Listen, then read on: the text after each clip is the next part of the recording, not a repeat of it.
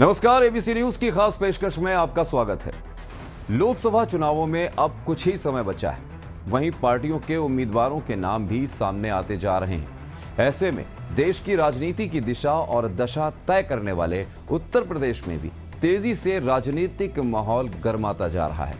प्रदेश के बड़े जिलों में शुमार कानपुर में भी चुनावी हलचल बनी हुई है। चुनावी तारीखों के बाद अब प्रत्याशियों के नाम पर सबकी निगाहें कानपुर नगर की सीट पर टिकी है। इस सीट पर 28 साल बाद कांग्रेस ने ब्राह्मण चेहरा उतारा है, तो वहीं जवाब में बीजेपी ने भी ब्राह्मण चेहरे को उतारकर इस सियासी जंग को दिलचस्प बना दिया है। कौन है वो चेहरे और क्या है दोनों पार्टियों का गणित और कैसी है कानपुर की सियासी पिच, देखिए इस रिपोर्ट में। 33 साल बाद दिलचस्प होगा सियासी रण। कानपुर में आमने सामने होंगे ब्राह्मण। बीजेपी का जीत की हैट्रिक का है प्राण। 28 साल बाद कांग्रेस के लिए खास ये क्षण। चुनावी शंखनाद के बाद यूपी की कानपुर सीट पर सभी का ध्यान लगा हुआ था कि आखिर इस सीट पर बीजेपी और कांग्रेस किसको अपना प्रत्याशी बनाकर उतारती है। कांग्रेस की चौथी लिस्ट जारी होने के बाद कानपुर सीट पर प्रत्याशी के नाम से पर्दा उठ गया। यहां 28 साल बाद ब्राह्मण चेहरे पर दांव लगाते हुए आलोक मिश्रा के नाम पर मुहर लग गई। इससे पहले कांग्रेस के दिग्गज नेता रहे अजय कपूर का नाम पहले नंबर पर था, पर उनके बीजेपी ज्वाइन करने के बाद आलोक मिश्रा के नाम पर मुहर लगना तय माना जा रहा था। वहीं इस सीट पर बीजेपी की तरफ से सस्पेंस बरकरार रखा गया। कई नामों की चर्चा जोरों पर थी, जिनमें सतीश महाना, सुरेंद्र मैथानी, महेश त्रिवेदी और एमएलसी अरुण पाठक के नाम सामने आ रहे थे। तो वहीं उत्तर प्रदेश के मुख्यमंत्री योगी आदित्यनाथ के सबसे करीबी अधिकारियों में से एक अवनीश अवस्थी भी अपनी पत्नी प्रसिद्ध लोक गायिका मालिनी अवस्थी के लिए टिकट मांग रहे थे। अवनीश अवस्थी भी कानपुर के ही रहने वाले हैं। माना जा रहा था कि अगर बीजेपी प्रत्याशी बदलती है तो मालिनी अवस्थी को टिकट मिल सकता है। वहीं कांग्रेस छोड़कर बीजेपी में आए और 3 बार विधायक रहे अजय कपूर के नाम की भी चर्चा आती रही।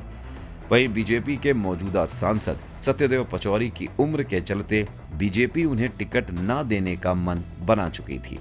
ये बात भी वो खुद समझ गए थे, इसलिए उन्होंने अपनी बेटी नीतू सिंह के लिए फील्डिंग सेट करनी शुरू कर दी। लेकिन 5वीं सूची में कानपुर से बीजेपी ने जिस प्रत्याशी को टिकट दिया वो बेहद चौंकाने वाला रहा।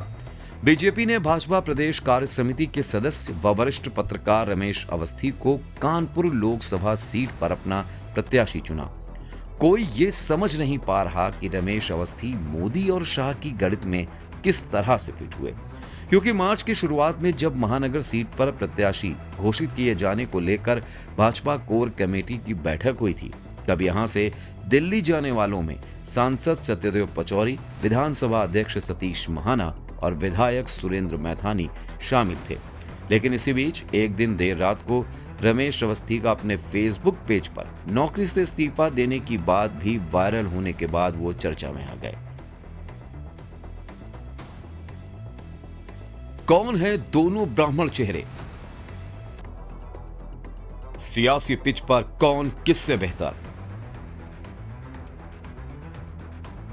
कांग्रेस ने यूपी में आखिरकार लोकसभा चुनाव में ब्राह्मण कार्ड चल दिया है। माना जा रहा है कि इसके पीछे सपा से गठबंधन में मुस्लिम ब्राह्मण समीकरण है। कभी कोर वोट बैंक रहे ब्राह्मण मतदाताओं को फिर वापस लौटने का बहाना दे दिया गया है। कांग्रेस ने 1984 में आलोक के दादा नरेश चंद्र चतुर्वेदी को टिकट दिया था, जो जीते थे। तभी से लोकसभा चुनाव में फिर कोई ब्राह्मण कांग्रेस की टिकट पर चुनकर संसद नहीं पहुंचा। सपा के पास वर्तमान में कानपुर की 3 विधानसभा सीटें आर्यनगर, सीसामऊ व छावनी है, जबकि किदवई नगर व गोविंद नगर विधानसभा क्षेत्रों में ब्राह्मण सबसे ज्यादा हैं। ऐसे में पार्टी नेतृत्व का मानना है कि आलोक ब्राह्मण वोटों को लुभा सकते हैं। कांग्रेस लोकसभा प्रत्याशी आलोक मिश्रा 2 बार विधानसभा चुनाव लड़ चुके हैं। पहली बार विधानसभा चुनाव 2002 में आलोक मिश्रा कल्याणपुर विधानसभा सीट से चुनाव लड़े थे। आलोक मिश्रा को तब 43,000 वोट मिले थे, लेकिन उन्हें हार का सामना करना पड़ा था। इसके बाद उन्हें 2007 में फिर कल्याणपुर सीट से प्रत्याशी बनाया गया, जिसमें उन्हें महज 25,000 वोट मिले थे। वहीं निकाय चुनाव 2017 में आलोक मिश्रा की पत्नी वंदना मिश्रा मेयर का चुनाव लड़ चुकी हैं। वंदना मिश्रा ने बहुत ही शानदार चुनाव लड़ा। उनकी टक्कर बीजेपी प्रत्याशी प्रमिला पांडे से थी।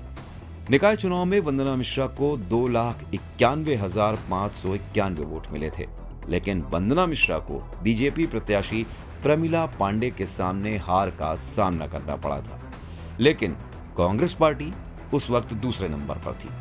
पिछले लोकसभा चुनाव में कांग्रेस को अब तक का सबसे ज्यादा 3 लाख वोट मिला। वहीं कुल मतों का 50% हो पाए, ये पार्टी के लिए इस बार सबसे बड़ी चुनौती होगी। वहीं दूसरी तरफ बीजेपी के प्रत्याशी रमेश अवस्थी भाजपा प्रदेश कार्य समिति के सदस्य व वरिष्ठ पत्रकार हैं, जिनका जन्म यूपी के फर्रुखाबाद में हुआ। तो शुरुआती पढ़ाई के बाद कानपुर के हलीम मुस्लिम कॉलेज से उन्होंने पढ़ाई की और फिर VSSD कॉलेज से LLB की। नौकरी भी कानपुर में ही की। रमेश अवस्थी का नाम सामने आने के बाद बीजेपी की प्रदेश से लेकर राष्ट्रीय इकाई, जो सीधे प्रत्याशी चयन प्रक्रिया का हिस्सा नहीं थे, वे भी हाई कमान के इस फैसले से भौचक्के के रह गए। वैसे तो वो पिछले लंबे समय से दिल्ली में आम पार्टी का आयोजन करते आ रहे, ऐसे में उनकी पार्टी के कई लोगों से अच्छी जान पहचान बताई जाती है, लेकिन जिस पहचान के जरिए वे टिकट की खिड़की तक पहुंचे, उसमें सबसे प्रमुख नाम युग कवि कुमार विश्वास का लिया जा रहा है। रमेश अवस्थी कुमार विश्वास के मित्रों में शुमार करते हैं। कहा जा रहा है कि कुमार विश्वास की भाजपा में काफी अच्छी पकड़ है। ऐसे में रमेश अवस्थी का उनके जरिए यहां तक पहुंचने की बात लोगों को जायज लग रही है। रमेश अवस्थी कानपुर महानगर सीट से पहले बांदा से भी लोकसभा का टिकट मांगते रहे। अब दोनों के नाम साफ होने के बाद जनता अपना फैसला सुनाएगी कि आखिर कौन किससे बेहतर साबित होगा। कानपुर की सियासी पिच का मिजाज, जातीय समीकरण का अलग अंदाज। कानपुर की सियासी पिच देखें तो बीजेपी प्रत्याशी की जीत तय मानी जा रही है। लोगों का बीजेपी के प्रति जो झुकाव है वो साफ है। कानपुर ऐसा शहर है जहां राम मंदिर आंदोलन से आस्था और संघ की अच्छी पकड़ है। बीजेपी ने यहां 1991 में पहली बार लोकसभा सीट जीतकर एंट्री की थी। यह जीत बड़ी थी क्योंकि बीजेपी के ब्राह्मण चेहरे जगतवीर सिंह द्रोण लगभग 28% मतों के अंतर से जीते थे। वहीं 1991 की जीत की पटकथा ऐसी रही कि बीजेपी को 1996 और 1998 में लगातार जीत मिली और जगतवीर सिंह द्रोण सांसद बने।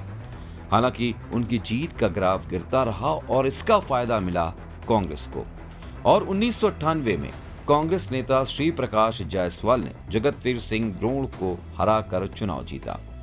बीजेपी सीट वापस पाने के लिए लगातार डटी रही और 2014 में यह सीट कांग्रेस से छीनी। मुरली मनोहर जोशी उस वक्त सांसद बने।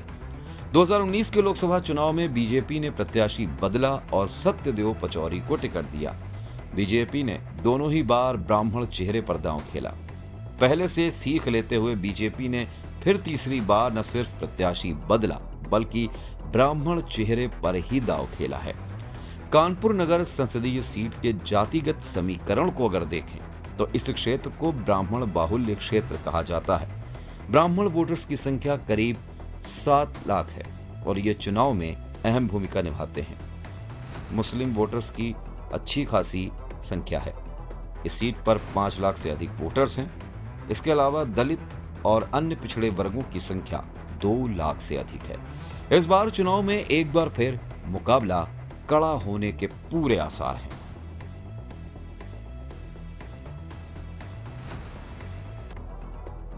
बीजेपी और कांग्रेस के दोनों ब्राह्मण चेहरे समाज के अलग अलग वर्गों में अपनी पैठ रखते हैं। कांग्रेस का मानना है कि सपा और कांग्रेस गठबंधन से मुस्लिम ब्राह्मण एक साथ आएंगे और कांग्रेस को जीत मिलेगी। तो वहीं बीजेपी का जीत का यहां अपना समीकरण है, क्योंकि बीजेपी की पैठ संघ के दिनों से कानपुर में है। इस बार चुनाव में एक बार फिर मुकाबला कड़ा होने का आसार है। विपक्षी दल अपनी ओर से मजबूत चुनौती पेश करने की योजना में लगा हुआ है, जबकि बीजेपी की कोशिश एक बार फिर हैट्रिक लगाने की है। कांग्रेस जहां राहुल गांधी की भारत जोड़ो न्याय यात्रा से खुद के लिए जीत का सपना संजो रही है, तो वहीं बीजेपी मोदी के विकास बनाम भ्रष्टाचार की लड़ाई का खाका खींचकर फिर एक बार जीत का जश्न मनाना चाहती है। दोनों को ही लगता है कि जनता उनको अपना समझती है। बाकी 4 जून को ये जनता ही तय करेगी कि कौन अपना है और कौन पराया। फिलहाल हमारी इस खास पेशकश में इतना ही। आप देखते रहिए ABC न्यूज़।